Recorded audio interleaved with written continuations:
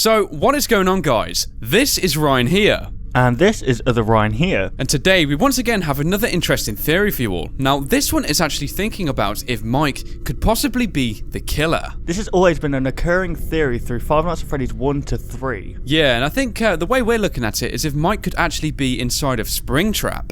So this theory actually centralizes itself a lot around Five Nights at Freddy's 2. Now, I'm pretty sure everyone is aware of the character we are playing as. We are actually playing as Jeremy Fitzgerald, and of course, he is one of the night guards, but there's a couple of rare hallucinations, or so they're branded. I actually consider them to be not hallucinations, but that's still a very debatable topic. But the reason for this is because of a previous video where we spoke about the purple Freddy suit. Now, when the suit seemed to be in operation, the eyes seem to glow a very vibrant white color. And when we can see the purple Freddy in the parts and service room, he possesses these very white eyes. Now, what's actually more interesting is that you can actually experience another hallucination, which is known as the Shadow Bonnie hallucination. And also in this one, the Shadow Bonnie appears to have the vibrant white eyes. Now, there's currently a lot of speculation about Mike Schmidt, because I think a lot of people speculate that in the Five Nights at Freddy's 2 teaser, if you reverse the song, it actually says Mike Kill All, doesn't it? Yes, it does. Now, that might actually mean that Mike could be in the Five Nights at Freddy's 2 establishment. And if these two suits are actually operational, I wonder who could be operating them. Yeah, in a previous video, we suggested that it was Jeremy Fitzgerald seeing himself within these suits, like a hallucination, like within the future. But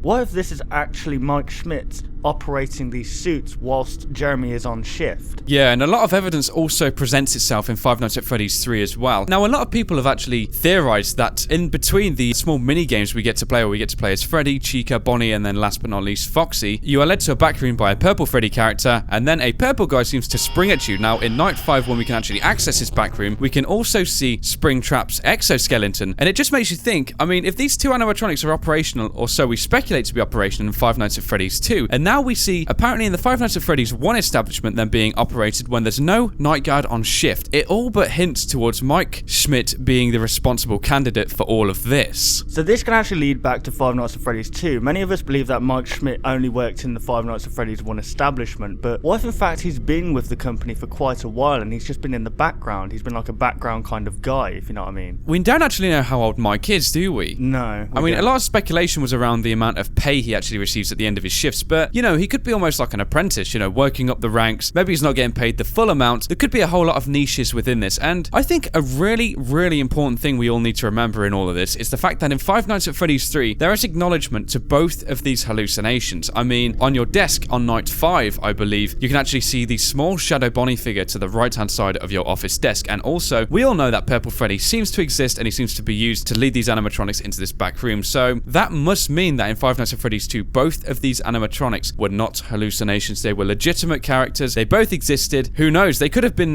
possibly being built then to try and almost cater to these spirits and the child. These could almost be like the prototypes of them or something like that. Yeah, it almost feels like the little dolls on the desk we get in Five Nights at Freddy's 3. It's almost like memorabilia towards, like what you're just saying, the prototypes of the suits. Possibly. Yeah, it could possibly be some kind of souvenir almost, couldn't it be? Yeah. And then, well, at the end of the day, you know, all the hints to Spring Bonnie, excuse me, it just all but hints that this animatronic is definitely real, but it does make you think, why do they acknowledge it to be still in this shadow form if we are all speculating almost now? And we've pretty much confirmed it that this must be Springtrap. I mean, why are they still hiding it? Yeah, it doesn't make any sense unless there's a new character we don't know about in Five Nights at Freddy's 4, but I don't know if Scott plans that far ahead, in honesty. But yeah, it doesn't make sense that he's shrouded in this much mystery when we know Springtrap to exist now. It's very strange. Yeah, I think another interesting thing is, you know, the small Shadow Bonnie figure we actually see on the desk. Yeah. If this figure was produced and we know that the other three characters who sit on your desk, the mascots, are all there as well in their physical form, he only says that they actually found Springtrap on Night 2. Yet, if there's a figurine made of this character also, they must know of his existence. So, it's like, why would they build it? Maybe the phone dude actually knew Springtrap existed before they even found him, because of course they would have had to put together this small miniature thing, and they wouldn't have done it in like 3 days to that kind of level of detail and standard, would they? I think the phone dude knew about the existence of this Springtrap, because apparently he knew there was a secret room. So, like you said, obviously they found this little prototype, and they must have said, you know, what's this? And they must have done some digging around, and that's when they discovered the Springtrap suits within this little secret room. Yeah, I just still think it's interesting. We need to know who the phone dude is, really, don't we? Yeah. We don't entirely know who he is. He's still this kind of character he himself is shrouded in a lot of mystery as well. He seems to only present himself for the first 2 nights, and then he seems to dissipate just away into nothingness, really. We never hear from him again, and I don't know, I want to know more about this character. We don't know who he is, what he represents, and why he was even working there, really, do we? No, we don't. It's just so quiet about it all. Yeah, I think that's still an area of topic we need to all look into. Yes, definitely. So yeah, guys, we'd love to hear from you on this one, and we're going to call the video quits just here. So thank you very much for watching the video. If you did enjoy it, please be sure to like the video, and hey, if you're new around here, why not subscribe for daily theories and also fun gameplay videos. So thank you for watching the video, guys, and we'll of course see you on the next one. Goodbye, guys. Want to see even more content from us? Consider liking and subscribing to ensure you'll see all content in the foreseeable future. And hey, why not check out our past 2 videos?